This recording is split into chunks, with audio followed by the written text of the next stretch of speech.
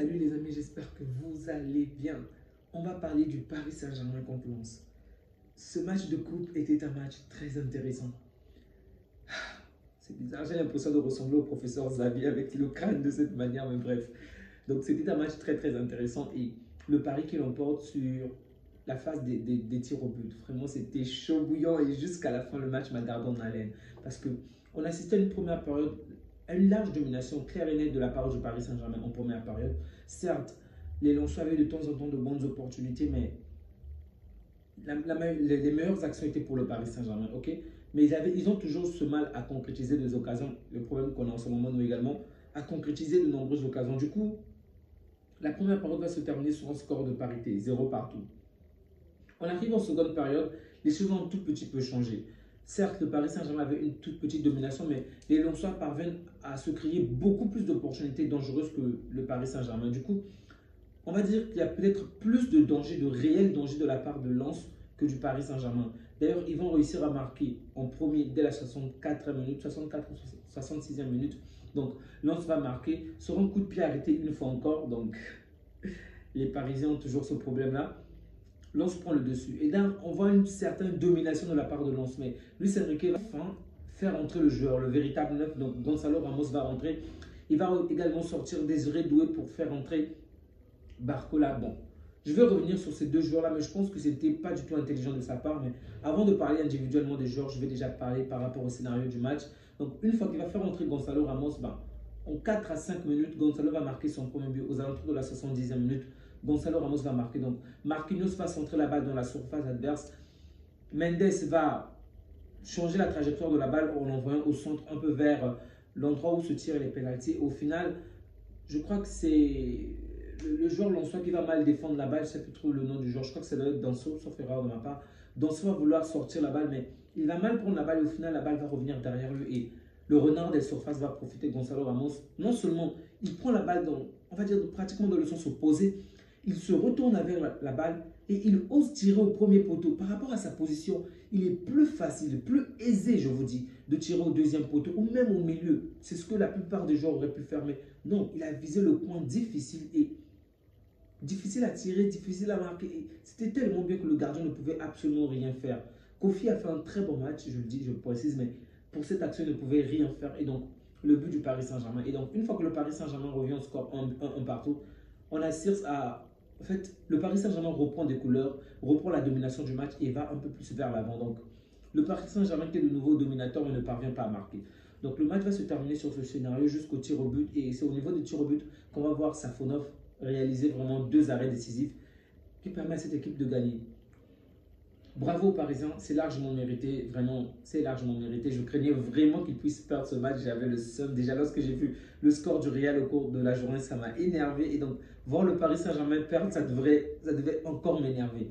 Mais heureusement pour eux, ils sont qualifiés, ils vont jouer contre une équipe de L3. Donc, c'est déjà bien. Parlons maintenant individuellement de ce match. Donc, du côté du Paris Saint-Germain, Savonov, je vais vous dire, certes, il a fait 2 arrêts décisifs pendant les tirs au but, mais pendant le match, il ne m'a vraiment pas impressionné.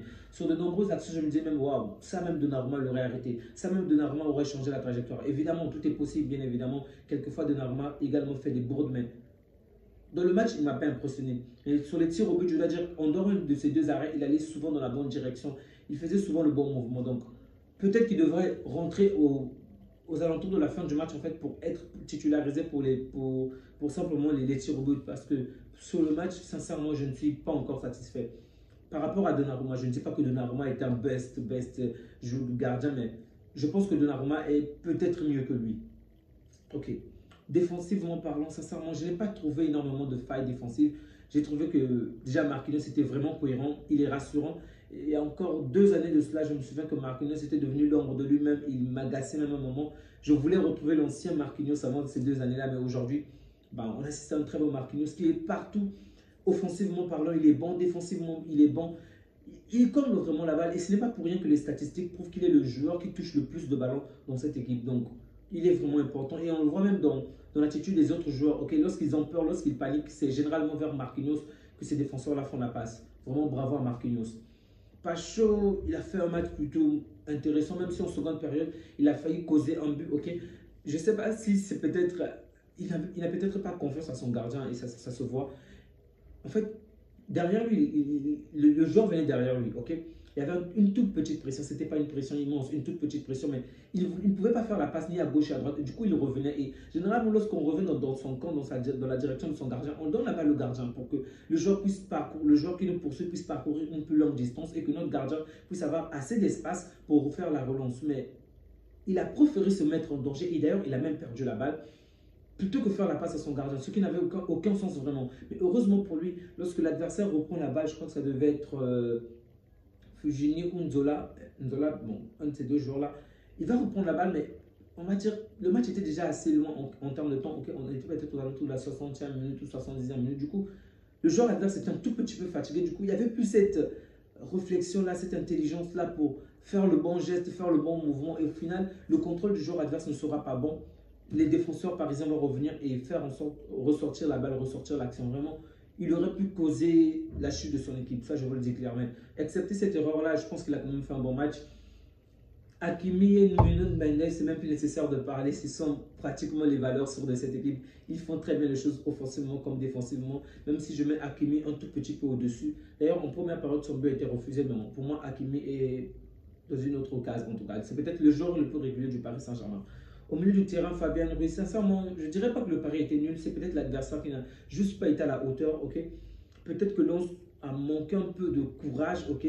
D'abnégation en première période. C'est comme s'ils ont mis le Paris Saint-Germain au piédestal, en première période surtout. Du coup, c'est difficile de dire que les joueurs parisiens étaient mauvais, non, non, non. Ils n'ont pas été mauvais, mais c'est juste que l'adversaire n'était pas à la hauteur et eux, ils n'ont pas su profiter des occasions. Du coup, le match s'est compliqué pour eux-mêmes. Donc, au milieu du terrain, je dirais que Fabien Ruiz a été moyen.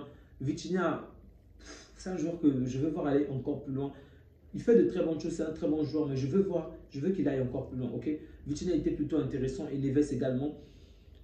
Parmi les remplaçants, je dirais qu'au milieu du terrain, puisque David Rose a été remplacé par Warren Zaïre-Emery, avec le peu de temps de jeu que Warren Zaïre-Emery a eu, je pense qu'il a été beaucoup plus percutant, beaucoup plus dangereux. Même si lui également, dans les derniers mètres, il manque encore cette petite touche-là afin d'être de lui-même décisif. Je pense qu'à un moment, il a voulu même terminer l'action par lui-même plutôt que de faire une passe à Dembélé ou à quelqu'un d'autre. Mais il manque ce petit truc-là, en fait, ce petit déclic-là. Donc, Zaïre Emery également qui fait une très bonne entrée. En attaque, on avait Lee, Dembélé et le petit Doué. Semble Doué en ce moment est sur une très très bonne lancée et je n'ai vraiment pas compris, et sur ça je m'énerve. Je n'ai pas compris pourquoi on a sorti Doué pour faire entrer Barcola aujourd'hui. Barcola, comme je le disais depuis la fois dernière, il méritait de rester sur le banc. Je ne dis pas qu'il est nul, mais par rapport à ses performances depuis un certain bout de temps, c'est normal que Barcola puisse serrer le banc. Je n'ai pas compris pourquoi aujourd'hui on a sorti Doué pour faire entrer Barcola. C'est vrai, plus d'une heure de jeu, mais mon frère, sors-les, je peux comprendre. Ok? Sort même, je répète, même Dembélé, je peux comprendre. C'est vrai que de temps en temps, Dembélé a eu des petites actions, on va dire, une petite lumière, mais dans l'ensemble du match, Dembélé n'a pas été bon. Il n'a pas été bon. Je peux comprendre qu'il joue au milieu, c'est pas son poste, mais il était trop apeuré, trop timoré. En fait, tu pouvais passer de longues séquences du jeu, de longues séquences du match, sans voir Dembélé, en fait. Tu pouvais te demander, est-ce que Dembélé est là vraiment? Pas du tout. Et toutes les fois où il avait les actions, de temps en temps, il va réussir à dribbler un ou deux joueurs. Ok, pas de problème, mais dans la finition, c'est toujours pas ça, mon frère. Tu as éliminé deux ou trois joueurs, tu es dans la surface adverse, mais tu vises encore les supporters lensois. Mais qu'est-ce qu'ils t'ont fait, Dembélé? Et qu'est-ce qu'ils t'ont fait? C'est le gardien qu'il faut viser, c'est le poteau qu'il faut viser, pas les supporters. Je sais, il lui faut des TD, il lui faut des cours de rattrapage pour l'apprendre à viser le poteau, pas des supporters. Sans blague. Ce n'est pas les supporters qu'il vise, ce sont donc les caméramans parce que je ne comprends pas Dembélé. Dans les derniers mètres, il n'évolue pas. C'est triste à dire, il n'évolue pas. On voit les Yamal, on voit les petits Nico Williams prendre de l'ampleur, mais Dembélé demeure toujours sur les mêmes problèmes. Bref. Perso, j'aurais sorti Dembélé. Vraiment, moi, j'aurais sorti Dembélé parce que je ne l'ai pas trouvé très bon. Ok, il a sorti Lee, je peux le comprendre. Sortir Doué, je ne l'ai vraiment pas compris parce que Doué était vraiment intéressant par les dribbles, le danger qu'il apportait, les passes qu'il réalisait. C'est juste que dans les derniers mètres, disons qu'il était bloqué dans les derniers mètres, ok? Il avait très peu d'espace. C'est pas comme Dembélé. Dembélé arrive à effacer le joueur et du coup il se retrouve généralement en face du gardien ou juste à côté. Et du coup, il est seul avec le gardien. Il a la possibilité de tirer librement.